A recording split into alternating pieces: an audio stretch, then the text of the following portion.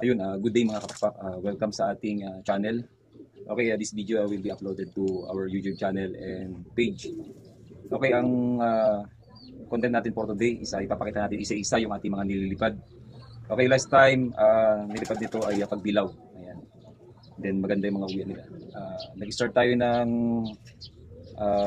11, then down to 9. Then yun, consistent na yung siyam na laging nauwi. Ayun, ito yung mga ating pang south. Ayan. Ito, okay, first bird. This is a slate. Okay. Anak ng ating si 2820 na Garuda. And ang nanay niya naman ay anak ni Sibate. Ayan. Ayan ang nilabas niya, ganyan ang kulay. Ganda ng papaya. Then ang ring number niya, okay, lalagay natin sa screen isa-isa. Then ito yung asahan natin na lilipad natin sa south. Sana hanggang dulo sila may karga. Okay, this is CSW RPC 6932. Okay. Combination ng Garuda and DC Batten. Magandang katawan. Then upon checking ang mata, okay, wala naman nagabadyang one eye cold. Ayan. Ganda ng katawan, ganda ng hibo. Bibigay tayo ng calcium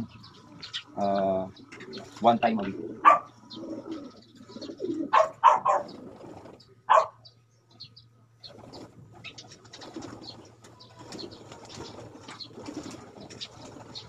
Ang gagawin natin ngayon is mas magiging observant tayo sa ating mga ibon. Titignan natin yung katawan nila, yung pakpak, yung kanilang dila, yung kanilang mata, tsaka yung attitude nila dun sa loob. So pag lumungkot ang ibon is ayun, titignan natin agad kung ano yung magagawa natin para mawala yung kanilang nararamdaman. Okay? Ayan, hindi nagbabagsak ang katawan, ang ganda ng katawan. So maganda yung ating binibigay na mga supplement and yung combination ng ating mga binibigay na 7-in-1, yung ating pagbibigay ng honey pag dumating sila. Ayan, din yung mga isinusubo nating supplement bago sila ikarga. Okay, ito yung first bird natin. Unahin natin yung mga pang south natin.